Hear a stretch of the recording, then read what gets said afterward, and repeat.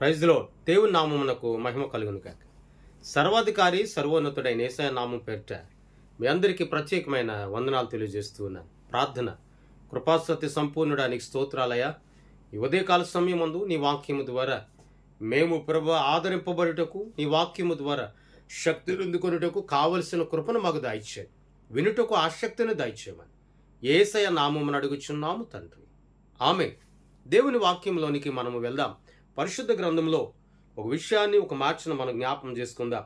యోహాను సువార్త 8వ అధ్యాయం 31-32 వచనాలు చదువుకుందాం.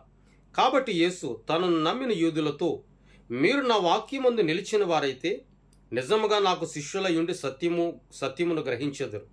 అప్పుడు సత్యము మిమ్మును స్వతంత్రులుగా చేయునని చెప్పగా, ఈ మాట ఈ ఉదయకాల సమయాన మనము జ్ఞాపకం చేసుకుందాం.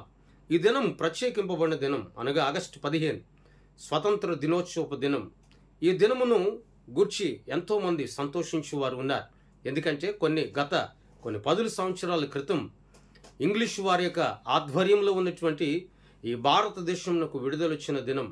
ఈనాడు మనము కూడా దేవుని వాక్యము ద్వారా విడుదలను గూర్చి మనం ఆలోచన చేస్తే, క్రీస్తు నమ్మినటువంటి మనకు, మనం ఆరాధించుచున్నటువంటి క్రీస్తు ప్రభులు వారు పరిపూర్ణమైనటువంటి స్వాతంత్ర్యాన్ని ఆయన కలుగు చేశాడు.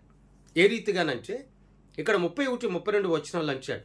తాను నమ్మినటువంటి యూదులు యేసును నమ్మిన వారైతే వారు సత్యమును గ్రహిస్తారు అని వాక్యం సెలవిస్తుంది. నిజమే, దేవుని వాక్యం ఎవరిలో అయితే ఉంటుందో, దేవుని మాటలు ఎవరైతే దేవుని మాటలు యందు నిలిచి ఉంటారో వారు దేవునికి ప్రియులుగా, బిడలుగా, శిష్యులుగా ఉండడమే కాదు, వారిలో సత్యమును గూర్చిన వాక్యం నిలిచి ఉంటుంది. సత్యమును వారు గ్రహిస్తారు అని చెప్పి దేవుని వాక్యం సెలవిస్తుంది. వారు సత్యమును గ్రహించడమే కాదు, సత్యమూర్తి అయినటువంటి యేసుక్రీస్తు ప్రభుల వారిని గ్రహించడమే కాదు, కానీ ఆ సత్యము ఒక మనిషిని, ఒక విశ్వాస జీవితాన్ని ఏం చేస్తుంది అంటే సర్వసత్యంలోనికి నడిపించడమే కాదు, ఆ సత్యమైనటువంటి దేవుని వాక్యం స్వాతంత్ర్యమును కలుగు చేస్తుంది అని లేఖనాలు చెప్పబడుతూ ఉన్నాయి. నేడు దినాల్లో చాలామంది స్వేచ్ఛ లేకుండా, స్వాతంత్రం లేకుండా, విడుదల లేకుండా చాలామంది జీవిస్తూ ఉన్నారు. ఏ రీతిగా దేనిలో వారు బందీగా ఉన్నారు అంటే పాపం అనే దాసత్వము కింద వారు బందీగా ఉన్నారు. నేడు దినాల్లో కొన్ని విషయాలు మనం ఆలోచన చేసినప్పుడు, సాతాను యొక్క దాసత్వము నుండి దేవుడు మనకు స్వాతంత్ర్యాన్ని కలుగు చేశాడు. అంధకారపు సంబంధమైన శక్తుల నుండి స్వాతంత్ర్యం కలుగు చేశాడు.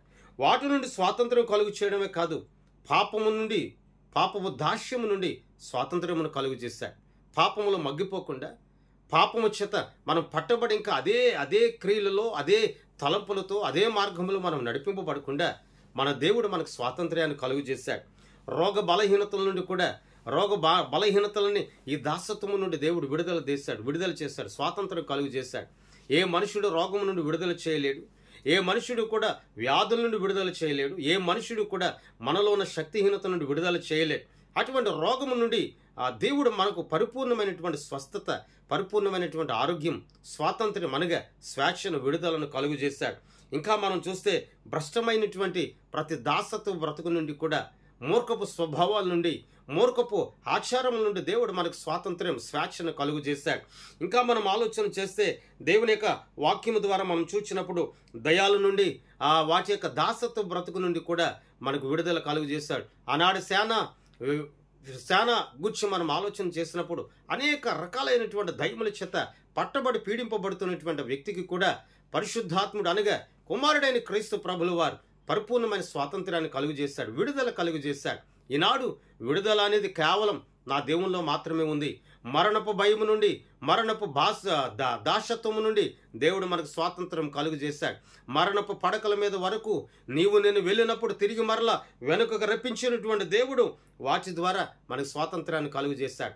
అసలు ఎవరి ద్వారా మనకు స్వాతంత్ర్యం దేవుడు మనకు కలుగు చేస్తున్నాడు అంటే, మనం వింటూ ఉన్నటువంటి సత్యమైన దేవుని వాక్యము ద్వారా మనకు స్వాతంత్ర్యాన్ని కలుగు చేస్తున్నాడు. ఇప్పుడు ఈ దేవుని బిడ్డ నమ్మి దేవుని వాక్యాన్ని ఎప్పుడైతే నీ హృదయంలో భద్రపరుచుకుంటావో, నమ్మి దేవుని వాక్యం ద్వారా ఎప్పుడైతే నువ్వు నడిపించబడుతున్న దేవుని వాక్యం ద్వారా మనకు స్వాతంత్రం కలుగుతుంది.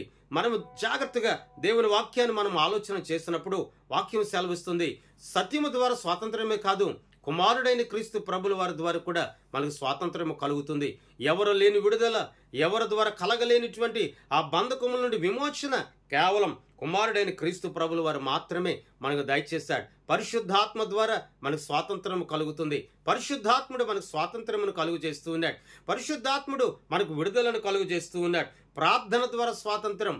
బంధకములతో, కలవరాలతో, కారు మబ్బుల్లాంటి అంధకార సంబంధమైన శేఖర శక్తులతో నువ్వు పట్టబడి పీడింపబడుతున్నప్పుడు వాటి నుండి ప్రార్థన ద్వారా దేవుడు మనకు విడుదల కలుగు చేశాడు. మరి మనం స్వాతంత్రం పొందుకున్న తర్వాత మనం ఏం చేయాలి అంటే యేసుక్రీస్తు ప్రభులు వారికి దాసులుగా మనం బ్రతకాలి. నీతికి మనం దాసులుగా మనం బ్రతకాలి. దేవుని వాక్యానికి మనము దాసులుగా మనం బ్రతకాలి.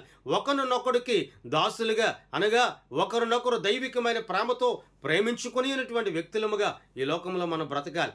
ఈ లోకంలో చాలా మంది ఇంకా స్వాతంత్రం లేకుండా, అంటే విడుదల లేకుండా, స్వేచ్ఛ లేకుండా జీవిస్తూ ఉన్నారు. ఎందుకంటే పాపపు కట్ల చేత కట్టబడి, కలవరాలని కట్ల చేత కట్టబడి, అనేక ఇబ్బందులు, వేదలని కట్ల చేత కట్టబడి ఎంతోమంది చితికిపోతూ ఉన్నారు, నలిగిపోతూ ఉన్నారు.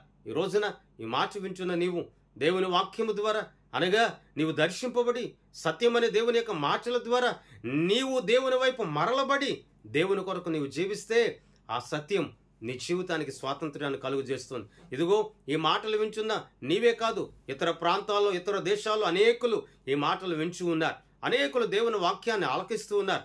ఇతర ప్రాంతాల్లో కువైట్ కానీ, ఖత్తర్ కానీ ఆ ప్రాంతాల నుండి కూడా ఆ ఒక తల్లి ఫోన్ చేసి ఈ వాక్యము ద్వారా మేము ఆదరింపబడుతున్నామండి అని మొన్నటి దినమందు సాక్ష్యం ఇచ్చింది. నిజమే, వారి జీవితాల్లో, వారి కుటుంబాల్లో ఉన్నటువంటి ప్రతి విధమైన భారభరితమైన చింతలకు కూడా విడుదలనిచ్చేది ఏమిటి అంటే సత్యం అనే దేవుని వాక్యం స్వాతంత్ర్యాన్ని కలుగు చేస్తుంది. భారతదేశానికి స్వాతంత్రం వచ్చి కొన్ని 10 సంవత్సరాలు ఏ రీతిగా అవుతుందో మనకు స్వాతంత్రం నిచ్చుటకు, మనం స్వేచ్ఛగా బ్రతకడానికి, క్రీస్తు నామమును మనం సంపూర్ణమైన మనసుతో ఆరాధించడానికి మనకు స్వేచ్ఛనిచ్చిన దేవుడు కొన్ని వేల సంవత్సరాల క్రితం లోకంలో అడుగుపెట్టిన యేసయ్య నీ కొరకు, నా కొరకు ప్రాణముని పెట్టాడు, రక్తము కాచాడు, ప్రాణముని పెట్టాడు. మరణించి ఇదిగో తిరిగి 3వ దినం ముందు మృత్యుంజయుడే లేసిన యేసయ్య చచ్చిన స్థితిలో ఉన్న మనల్ని పైకి లేవదీసిన మనకు దేవుడు పరిపూర్ణమైన స్వాతంత్ర్యాన్ని కలుగు చేశాడు. దేవుని వాక్యం, దేవుని మాటలు నీకు, నీ కుటుంబానికి, నీ చేతి పనికి, వ్యాపారమునకు పరిపూర్ణమైన స్వాతంత్ర్యమును కలుగు చేయనుగాక. ప్రార్థన. ప్రియ పరలోకపు తండ్రి, ఆశ్చర్యకరుడానికి స్తోత్రాలు. ఈ ఉదయకాల సమయాన ఈ మాటల ద్వారా మమ్మల్ని దర్శించండి.